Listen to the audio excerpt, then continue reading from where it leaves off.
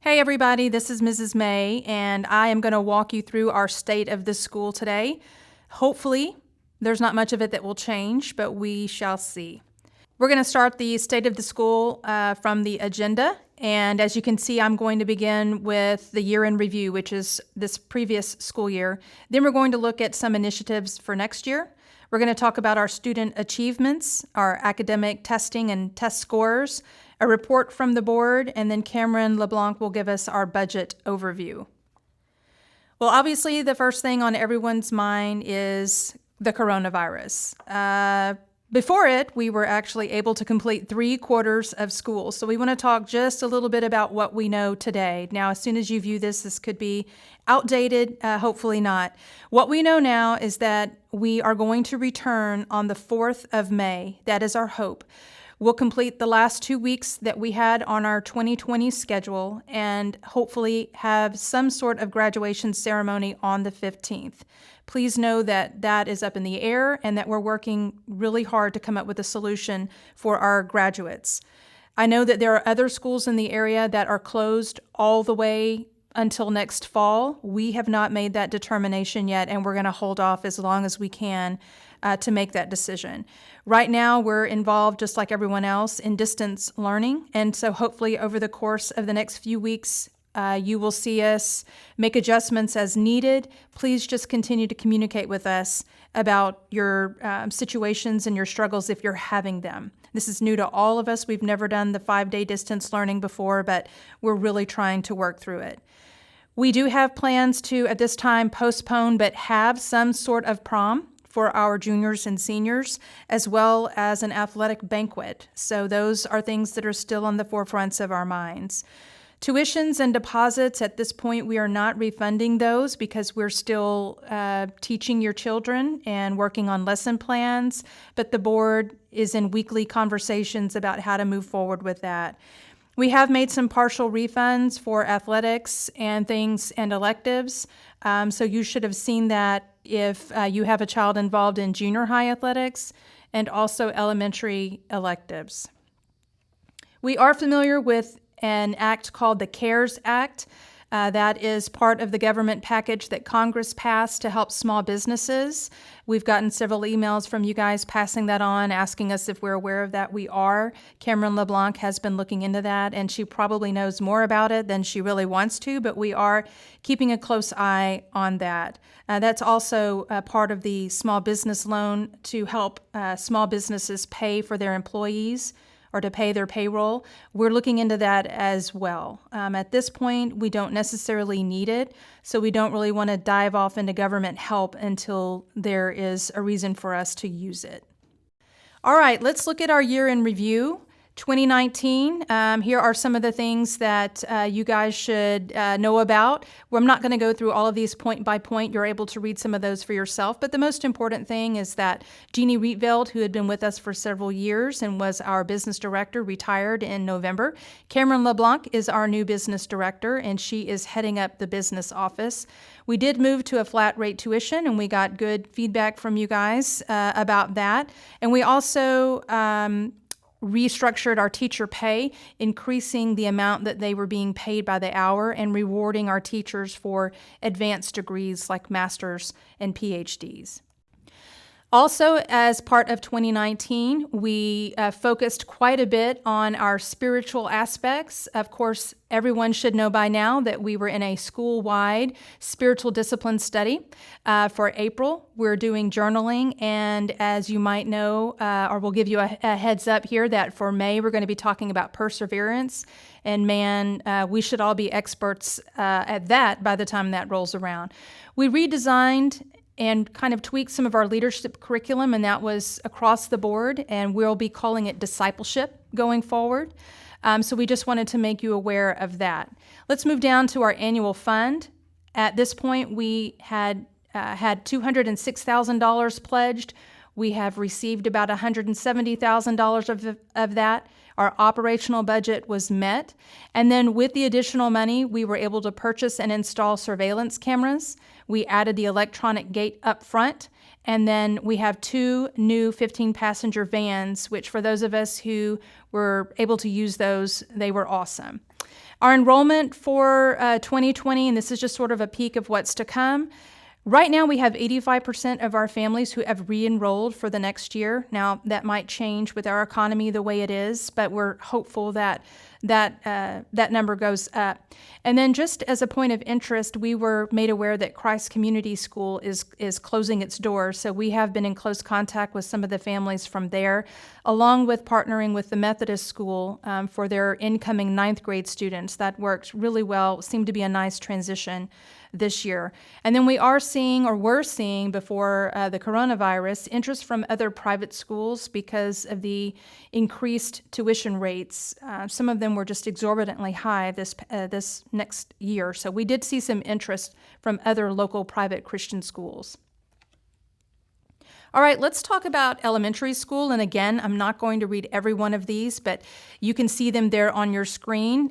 Due to high demand for this to come back, your elementary students now have art as part of their curriculum. We also implemented a writing tool that we use in middle school. It's called IEW. We implemented that into the 4th grade. We're providing 2 family ministry events. We also purchased new math manipulatives.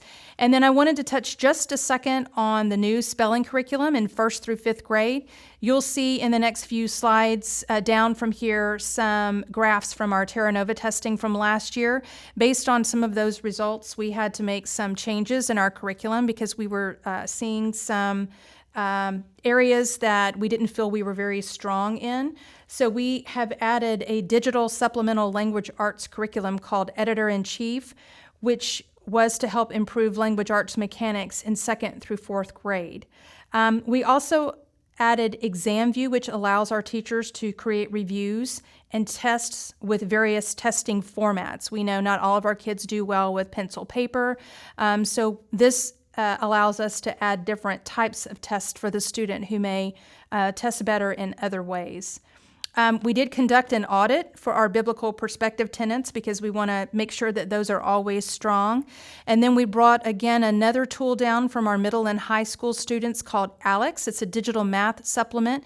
And we added this to Math 600 to pilot that and see what that looks like as we move it down. We've had good success with that in our middle and upper school. All right, in middle school this year, again, we're going to look at our spiritual focus here. We added a new chapel program called Revive, and we got great feedback from our students. I think they're really enjoying that. I've already touched on our trend towards a discipleship program rather than leadership in Bible. Our middle school students were able to travel to Galveston as part of our statewide mission field. And then from top to bottom, we began a full science curriculum review, and we've updated our science philosophy and statement so that we're all on the same page as it relates to our view on creation and things like that.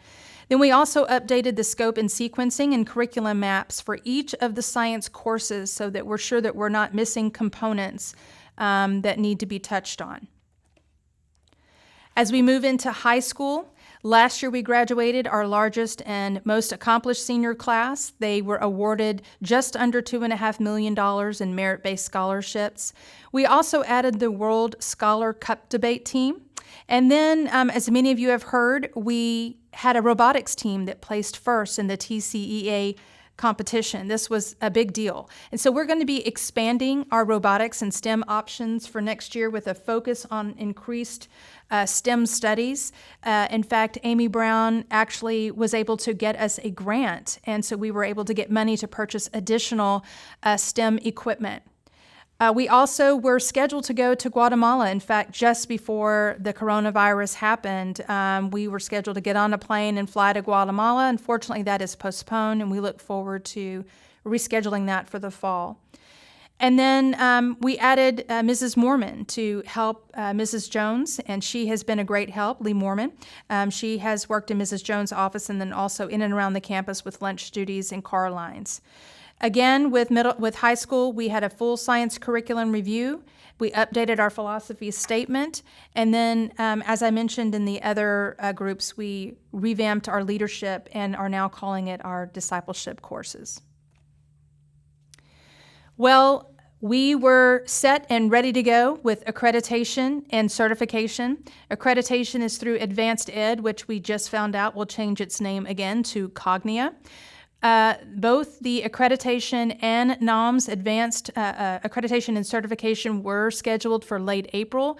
We have just received word that those both will need to be postponed until September. So we will keep you posted about that. Some updates for our foil. This past year, we had our first fall performance, which was The Lion, the Witch, and the Wardrobe. And our middle school and high school students were involved with this, and we also involved our Legacy Orchestra. And then we were set to have Seussical Junior, which was planned for April 3rd through 5th, just this past week at Owen Theater, and unfortunately that is postponed. We're still in talks about how we can continue this for next year.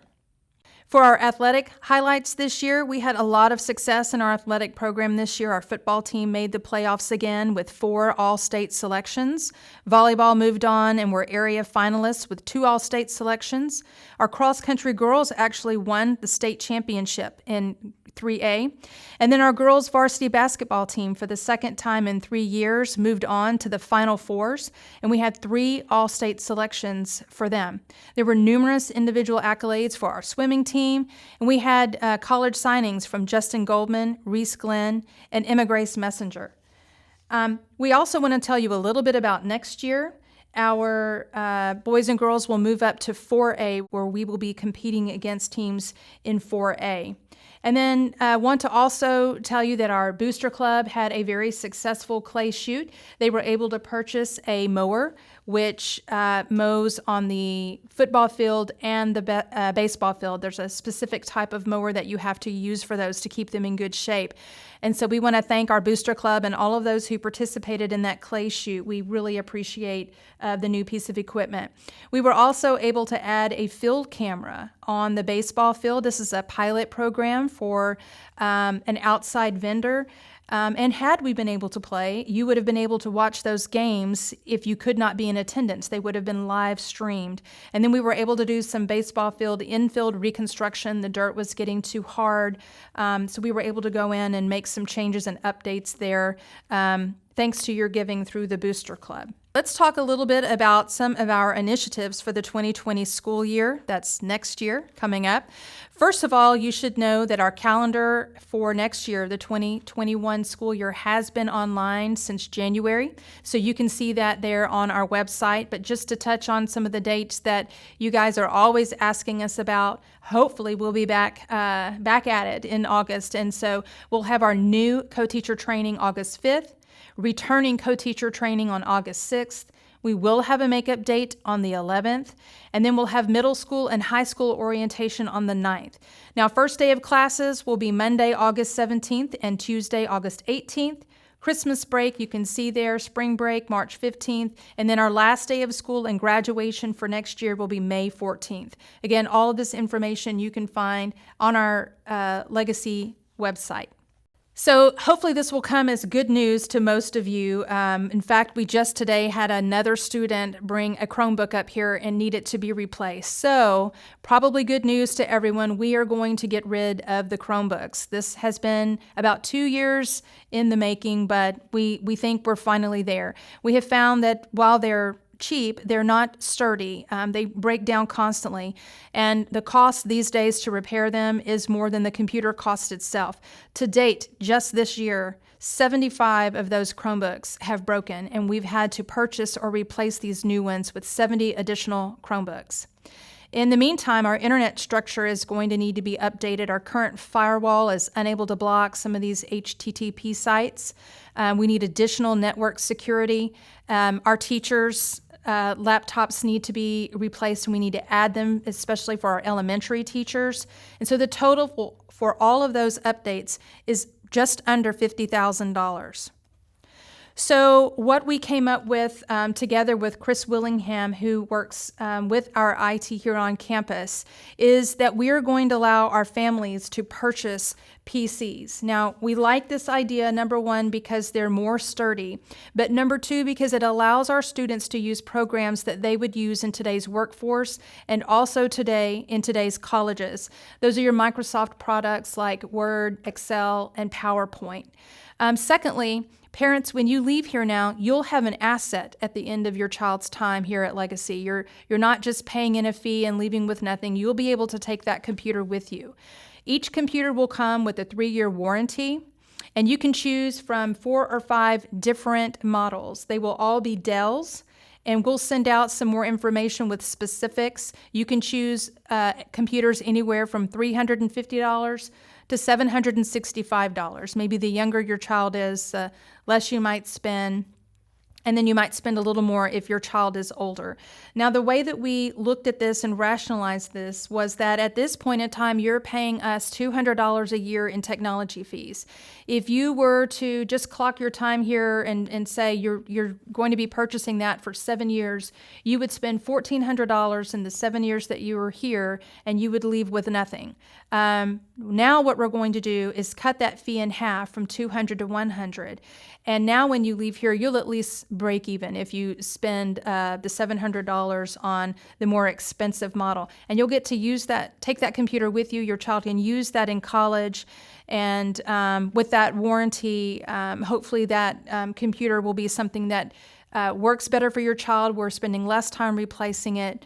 So anyway, we're excited to tell you about that. We feel like this is going to be good for both sides, and we'll be sending out information about how you can order those models and how that process is going to work. All right, so updates for this next school year, for the 2020 school year. The next program that we're going to be evaluating is our history curriculum. This will be a full scale from elementary all the way up to high school. We will update those scope and sequences for all of history. Now, we're also going to be expanding and adding an additional elective class, which will be music. And then, as I mentioned, we'll talk about that here in a minute. We'll be revising the 2nd and 3rd grade writing curriculum into implementing some BJU writing. And this will help us enhance vocabulary and other language components. And then we're going to be changing spelling. We've had issues off and on with our students in spelling. So we're going to be looking at some additional and newer spelling curriculum. We'll be continuing to review and develop our Bible curriculum and creating biblical perspective wall posters so that all of our elementary students can have those in front of them. So it's a constant reminder of what it is that we're working on. Some of our middle school initiatives this year are, again, focusing on history, but also working on some additional lab supplies for our science classes. We mentioned earlier that we were going to be adding some additional STEM programs and also manipulatives, if you will. So we'll be implementing a middle school robotics program that has 6 Lego Mindstorm EV3 kits. And what this will allow our middle school students to do is compete in the TCEA robotics competition, just like our high school students did. We'll also be expanding some of our elective offerings. We have an entrepreneurship class that we are partnering with another private school to help pilot, and so that ought to be interesting for next year. And then we want to begin a 5th grade parent information meeting that may have to take place later in the summer. And then we had intended to open up a shadow day for incoming 6th graders where they could go and shadow a current 6th grader, or for outside students who are interested in that. And so for our final announcement for middle school, we want to congratulate Mrs. Amanda Jones, who will now become the middle school principal. Mrs. Jones has worked at Legacy in a teaching capacity, and then this past year in curriculum. And also she has been working with Mrs. Jones to become familiar with middle school teachers, middle school curriculum, etc. So we are happy to bring on Amanda Jones as our middle school principal for the 2021 school year. And now let's look at our high school, some of our initiatives for high school. Obviously, as I mentioned earlier, we're going to evaluate the history curriculum. We are also going to purchase additional lab supplies for our high school students and also additional STEM, like computer programming and engineering. We want to expand some of our fine arts and elective offerings. In fact, one of the things that we're looking at doing was allowing our French club to travel to Quebec. Now, that may be up in the air also, for obvious reasons, but we will see how that goes, and we want to keep you posted on that. And then again, as we mentioned, the Global Mission Opportunity to Guatemala, it's going to be postponed maybe until late fall, but we do plan on keeping that going. Well, these are some of the schools that our students will be attending this next year. I get to tell you about our valedictorian and salutatorian, but you can see that our students are having success, and these are some of the schools that they'll be attending next fall. And so now we would like to congratulate our valedictorian, Miss Amber Wentz. Amber will be majoring in mechanical engineering, and she is going to follow in her big brother's footsteps and attend Purdue University. So congratulations, Amber. And then also our salutatorian is Allie Newberger. She will be majoring in education, and she is also going to become an Aggie. She'll be attending Texas A&M University in the fall. All right, let's move into our standardized testing scores from the previous school year. Here is our Terra Nova reading composite scores. Now, what you're looking at is the green is legacy, the orange is our region, and the blue are other private Christian schools. The very first dot is kindergarten, and the very last dot is the 7th grade. And so these are our reading scores, and our students tested advanced in both kindergarten and 1st grade, proficient in 2nd, 3rd, and 4th grade. And now it does show that our 5th grade class was not proficient, but we had a miscoded test that should have been thrown out. And once that test is thrown out, we are at proficient. So all of the 5th grade is going to be skewed a little bit because of an incorrectly coded test. 6th grade and 7th grade was also proficient. I want to draw your attention to the 2nd grade that you'll see there. And this is why I mentioned earlier that we are looking into some different language arts initiatives. We added some components to that in our elementary this year. Unfortunately, we won't know the results of that because we're unable to do Terra Nova testing this year, but we are aware that there was a deficit in 2nd, 3rd, 4th, and 5th grade, somewhere in there in our reading composite scores, and so we are working to address some of those deficits.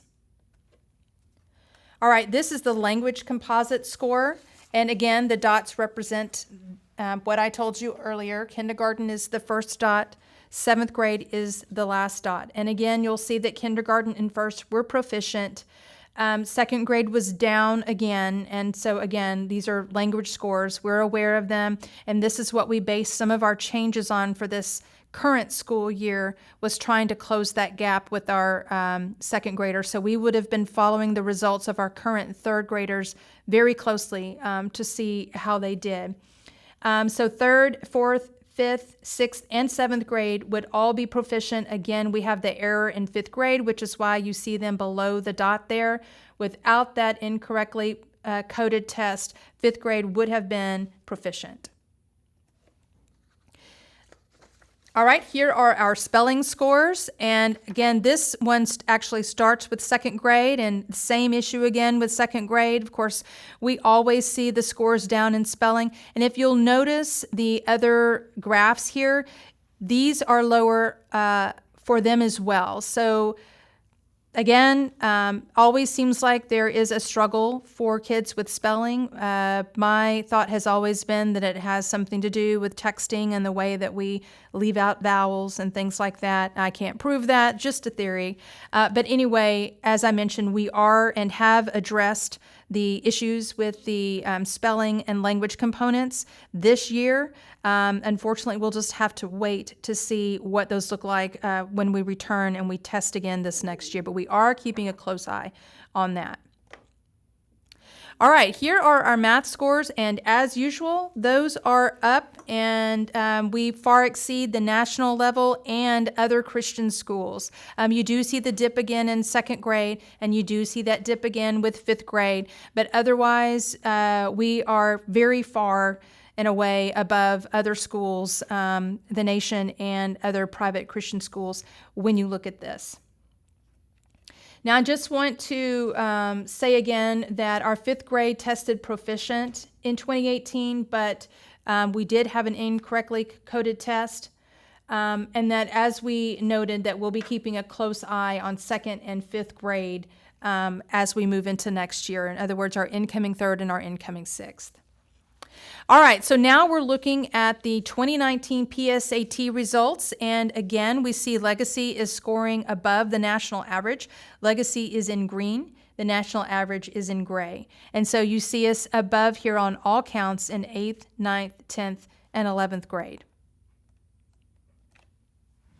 All right, in 2019, these are our SAT results, and these are the averages of total scores for our current 11th and 12th graders.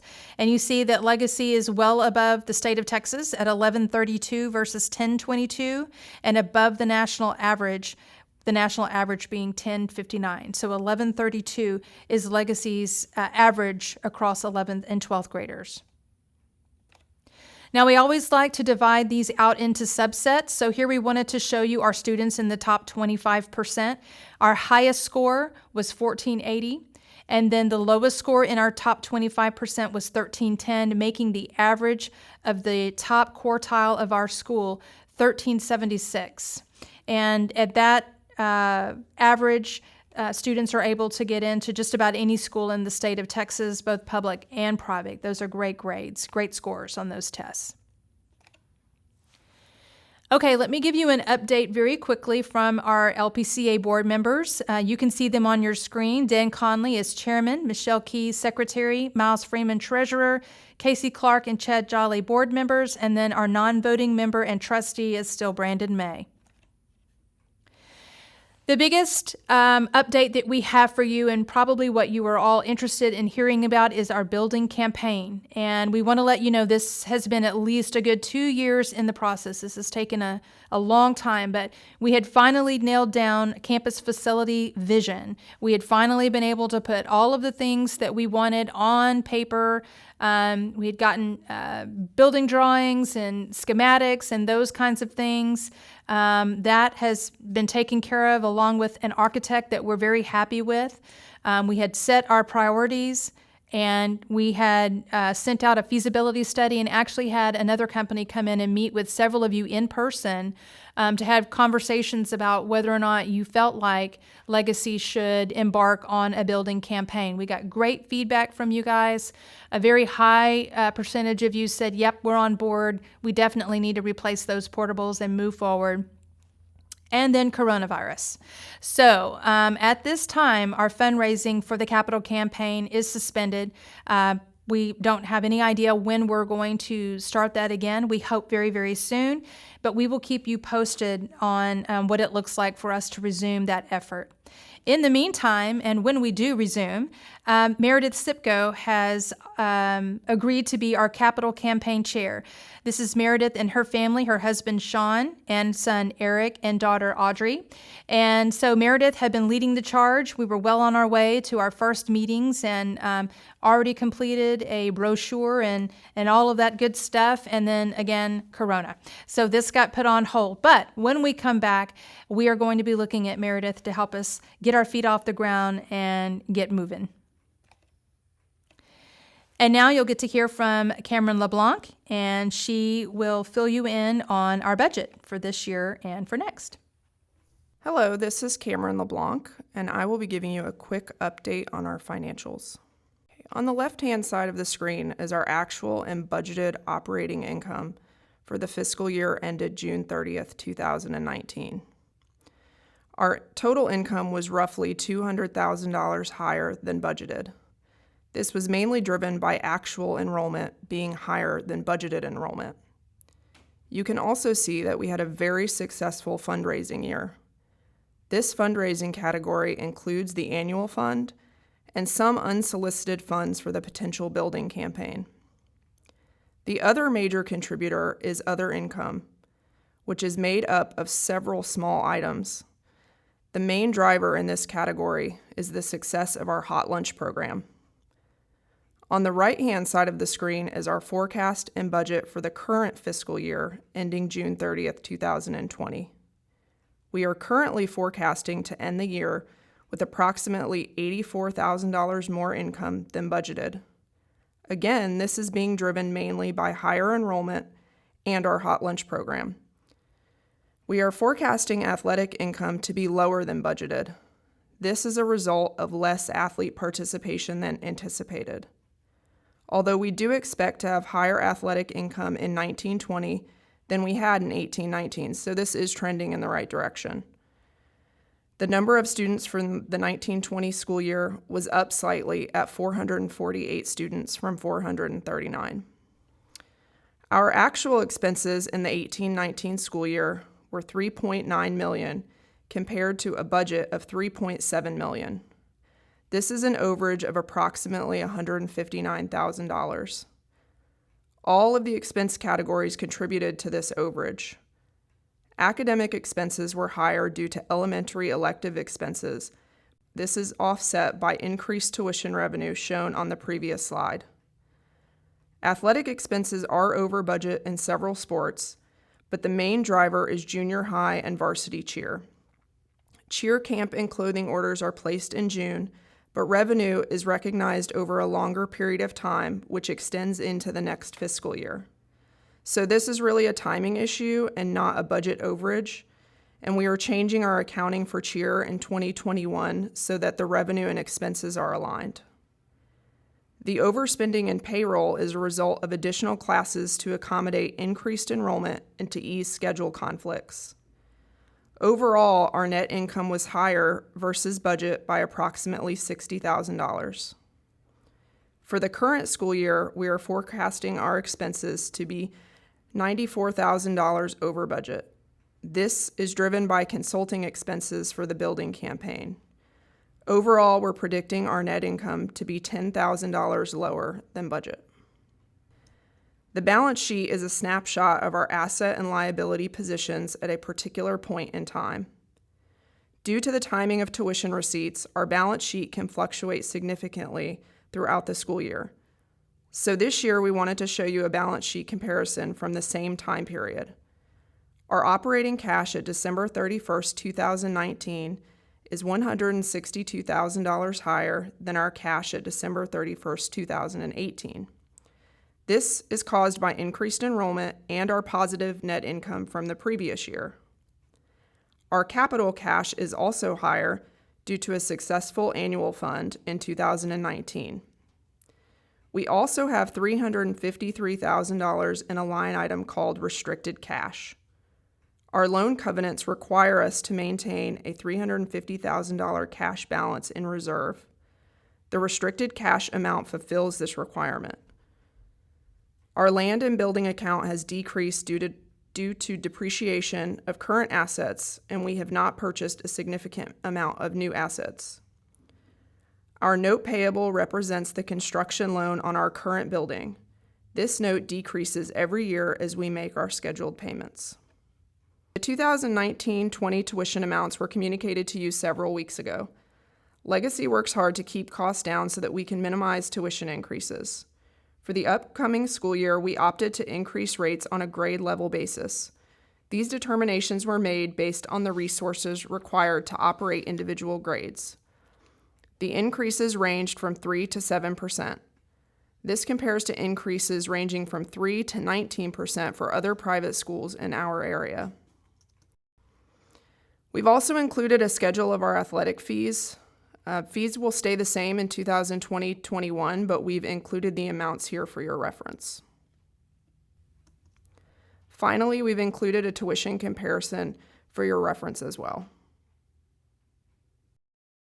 This concludes our 2019 State of the School presentation.